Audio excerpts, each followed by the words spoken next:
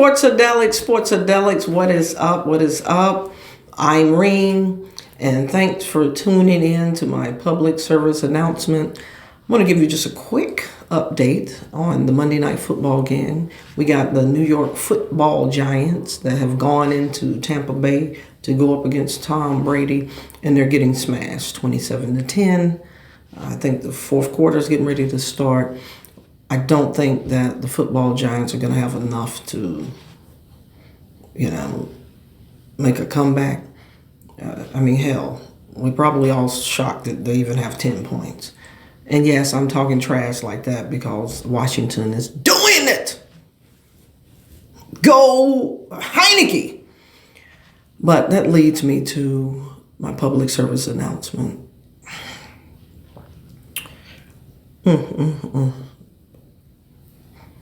Hopefully, you've all tuned in to the Ahmaud Arbery trial.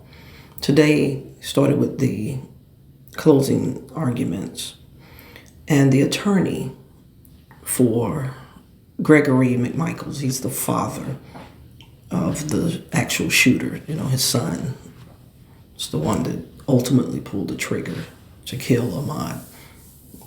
Pulled the trigger 3 times. This woman disrespected and re-victimized Ahmaud Arbery.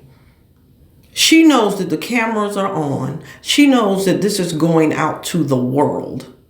She didn't care that his mother and father are sitting behind her. She didn't care that his sisters, his brothers, just didn't give a damn. And I knew when she started with the whole khaki pants and no socks, I tell you what, listen to it for yourself. What brought Ahmaud Arbery to Satilla Shores? His khaki shorts with no socks to cover his long, curly nose.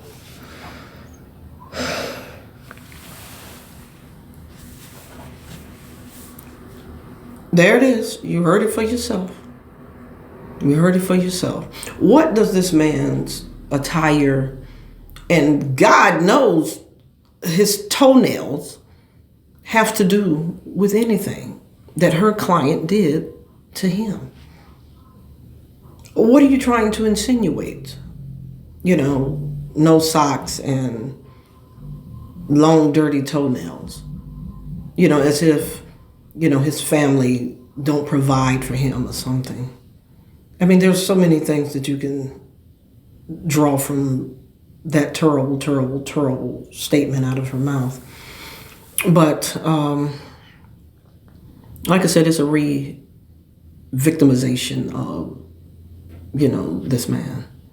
And you're never supposed to disrespect the dead because they're not here to defend themselves. But they obviously don't care. We've already had to endure Kevin Goff with this trash about this could be considered suicide by citizen's arrest.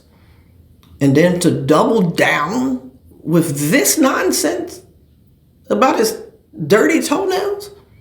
Are you kidding me? This is why we have to be diligent.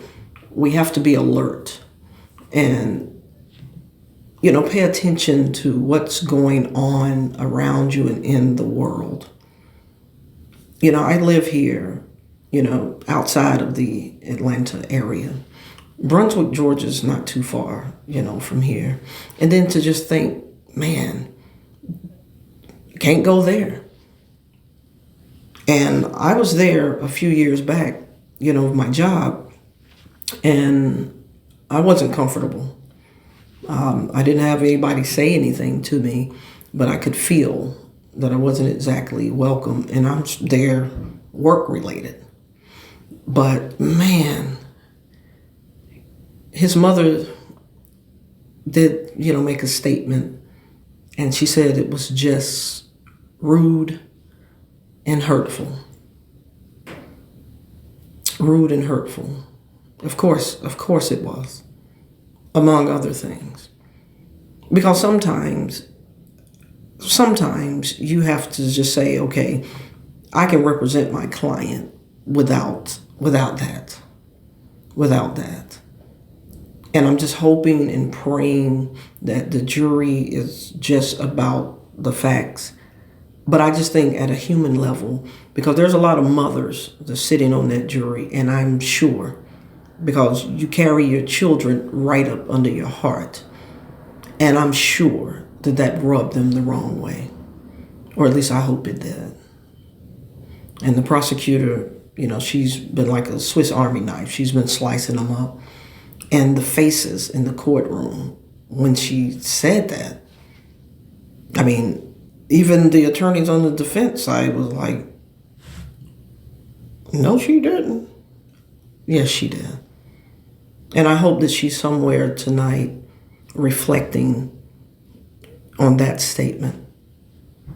But how she put it out there, she's probably not. She's probably somewhere right now, having a glass of wine and smoking a cigar. But she's probably not smoking this Robert Caldwell Eastern Standard Midnight Express.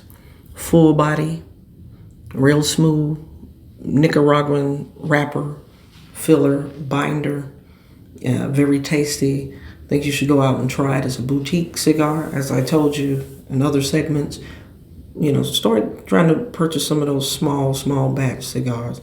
They're awesome because they really have to take their time to perfect. Now, not all of them are, but those that do, you can taste it. But I had to bring this public service announcement to you guys because it was unbelievable. I was telling my editor here at Sports-A-Delic, I said, you got to hear this. And he just had this perplexed look on his face like, what does that have to do with the trial, the price of tea in China, anything? And I told him, look, I don't know, but it happened. And this is a lot of times what happens with us as African Americans. We have to endure and hear some of the most insensitive, heinous, terrible things. Now, again, wrong is wrong, right is right. But this young man didn't do anything wrong. And even if he did, he didn't deserve to die like that. And I don't care if he was a white guy. I don't care if he was Hispanic, Latina. No one deserves to be chased down for over 5 minutes and gunned down. And then like cowards, nobody wants to be responsible. Nobody wants to suffer the consequence. But I'm going to tell you, there's something hidden. The sins of the father comes back on the children. Gregory McMichaels has instilled this type of nonsense and hate in his son. That's why his son, right in the middle of giving his son a nap, will just throw him on the couch, go get a shotgun, get in a truck and go hunt somebody down and kill him. Because it's been instilled in him. And that's why racism continues to just grow like wildflowers, because it keeps getting passed on generation to generation. And so think about that, when you're instilling values in your child, because sometimes your sins are going to come back on them. Thank you for tuning in to Sports-A-Delic. Please subscribe, hit that thumbs up, and share this content. Please share this content. And I know I'm asking a lot, but you get a chance, go back, watch some of the videos, and like all of them. I'd appreciate it. Thank you to my current subscribers.